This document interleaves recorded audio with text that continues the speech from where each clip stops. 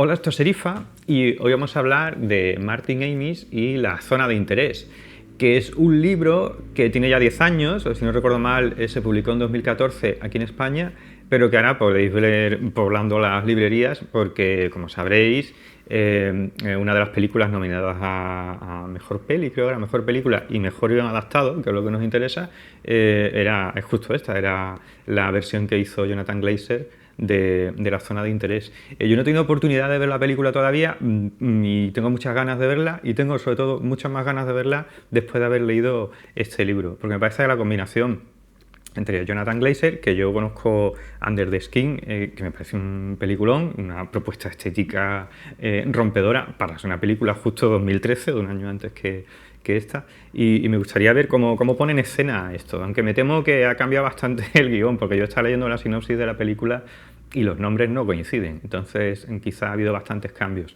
lo que explica quizá por qué no se ha llevado el Oscar a Mejor Guión Adaptado y se lo ha llevado American Writers. Pero vamos a hablar de este libro. Ya hicimos una reseña, un vídeo sobre Martin Amis. Es que no recuerdo si fue a principios de este curso o fue en el anterior, el libro de... no me sale el nombre. No me sale el nombre ahora. Bueno, este primer libro era su primera novela. A mí me pareció un escritor con muchísimo fondo, pero particularmente a mí me molestaba bastante el tono, porque estaba escrito en primera persona y era un chaval de 20 y pocos años, o menos, ¿no? De 18 años, ¿no? Que iba a entrar en la universidad y ese último año, y como el libro de Rachel, ahora, y cómo él pues, se enamoraba de esta chica y no sé qué. Y a mí lo que no me gustó del libro fue precisamente que el personaje me pareció bastante odioso. Y me parece muy interesante que a mí yo eso lo viera como algo negativo en ese libro y en cambio este libro que trata sobre los nazis, que trata sobre la visión de un campo de concentración desde el punto de vista de los nazis, no de las víctimas, sino de los victimarios, se dice victimarios, ¿no? Me resulta curioso que no me haya producido quizá ese rechazo y quizá porque el tono satírico, el tono de burla y el descubrimiento de la mezquindad humana que hay en cada frase una detrás de la otra de este libro, creo que ayuda al lector a seguir leyendo porque no sale de su perplejidad, ¿no? Yo creo que es un muy buen relato sobre un campo de concentración, en este caso creo que no es ninguno concreto, creo que no es Auschwitz, creo que era Bunaberke, creo que se llama, es que hay un montón de palabras en alemán en el libro y no sé, era Kampfset o Bunaberke, bueno, en cualquier caso, de un campo de concentración. El libro trata o está visto desde 3 puntos de vista, dicho desde el punto de vista de los nazis, pero no es del todo cierto, porque el libro está escrito como si fueran los diarios personales, un poco narrados a veces, con esta licencia poética que se toma Martin Amis para hacer narración en un diario personal, cosa que entra muy bien, que no se ve forzado en ningún momento.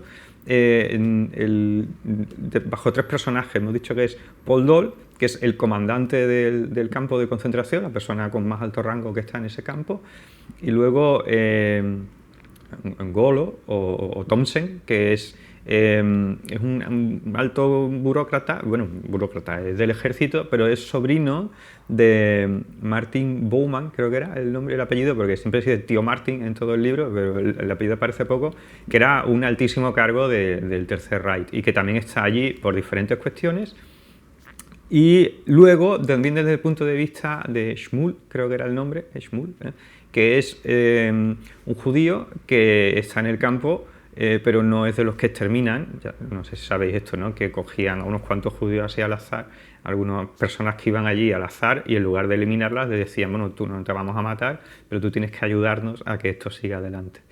Y en ese sentido todos de alguna manera son agresores, ¿no? Pero son diferentes niveles de agresión o diferentes niveles de implicación con la causa, porque obviamente este judío que no acaba, quiero decir, que no acaba en la, lo diré, en la sala de gas, sino que ayuda o recoge o lo que sea, sabe lo que está ocurriendo ahí, pero por sobrevivir no hace eso. De alguna manera él se siente muy culpable, evidentemente, se siente muy culpable porque ve todos los días como gente que conoce va allí y como él tiene que mentir a gente que conoce y ponerle buena cara cuando lo van a exterminar.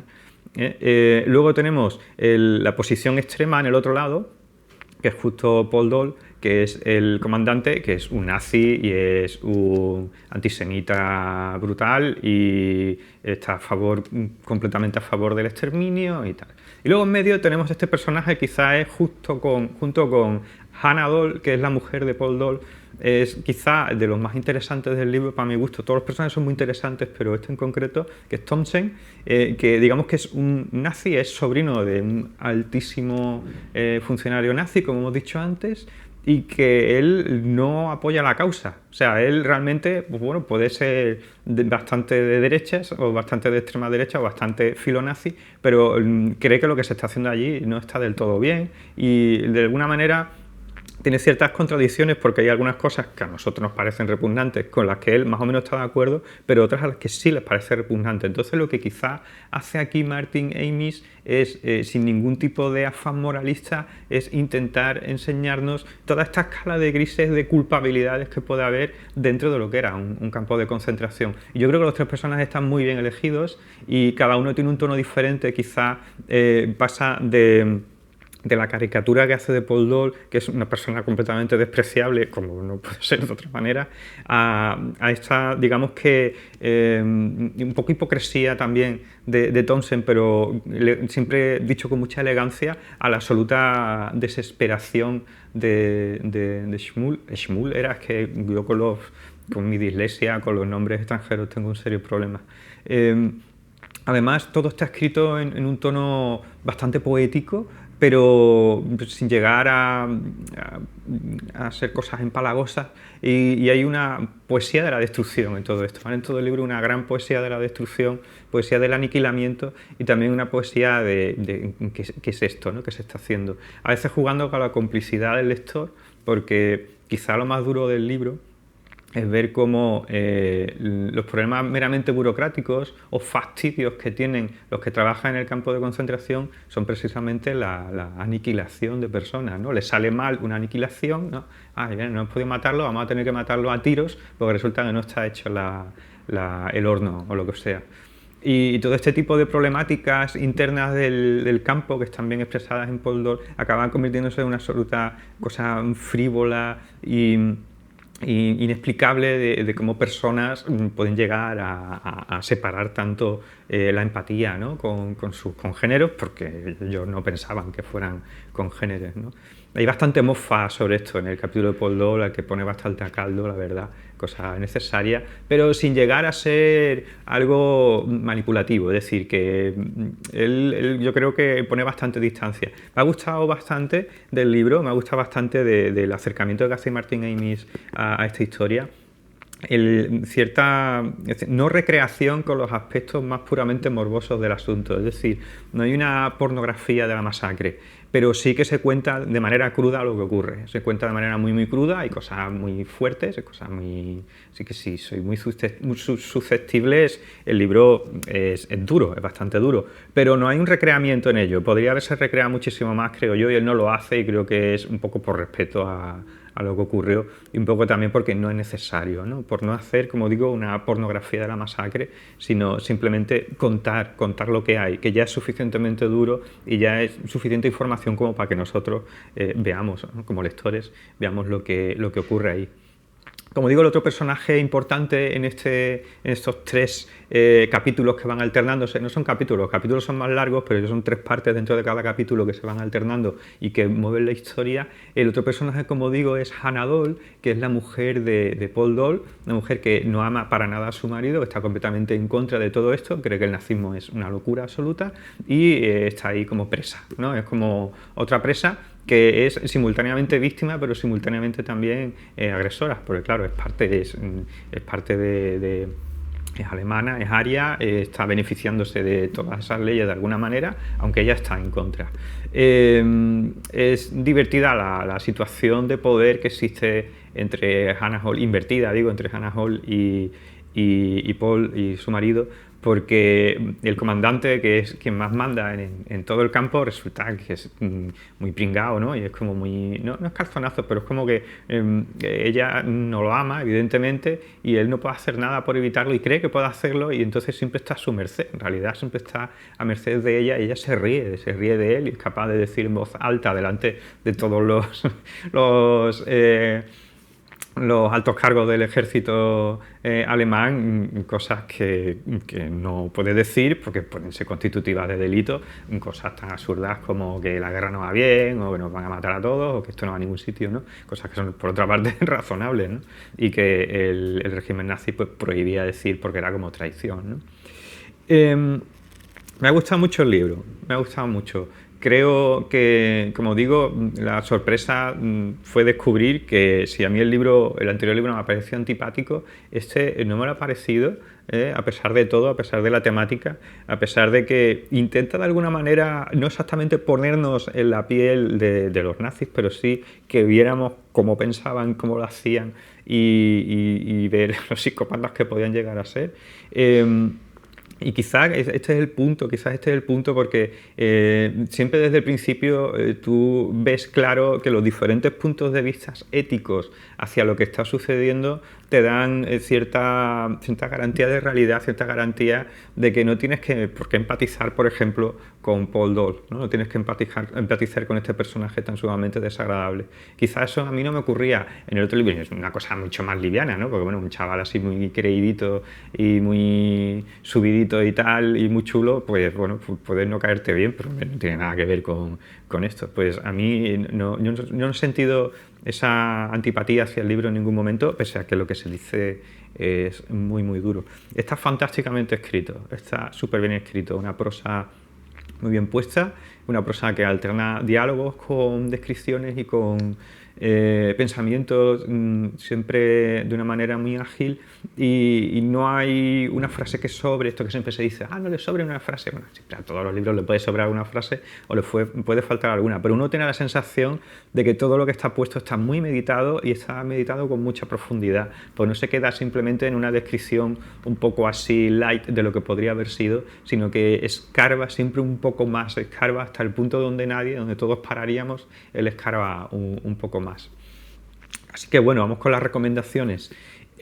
Si os gustaron libros como la trilogía de Auschwitz de Primo Levi y libros así que hablen sobre estos temas, este os va a gustar mucho, os va a gustar mucho, os va a gustar bastante. Además el libro está muy documentado. No es un libro histórico para nada, o sea, no trata de ser novela histórica, es ficción, o sea, entiendo que Thompson o sea, que este hombre, Martin Buman, o como se llamará, o Bowman, es que no sé cómo se pronuncia, o Borman, bueno, no me acuerdo. Este hombre, este secretario, que parece que sí que existe de verdad, pues a lo mejor no tiene ningún sobrino llamado Thompson, ¿no? Pero a pesar de eso está muy bien documentado y habla de elementos sobre la historia y sobre los entresijos del Tercer Reich que a lo mejor en el resto de ficciones que se hacen sobre el tema no se tienen en cuenta o se tienen en cuenta menos o no se han hablado lo suficiente. Aspectos puramente quizá psicológicos, aspectos puramente de cómo pensaba el pueblo alemán una vez que ya estaba metido en la guerra, quién pensaba tal cosa, quién pensaba tal otra, qué frentes se podrían haber entre unos y otros y cómo eso siempre iba hacia la locura más delirante.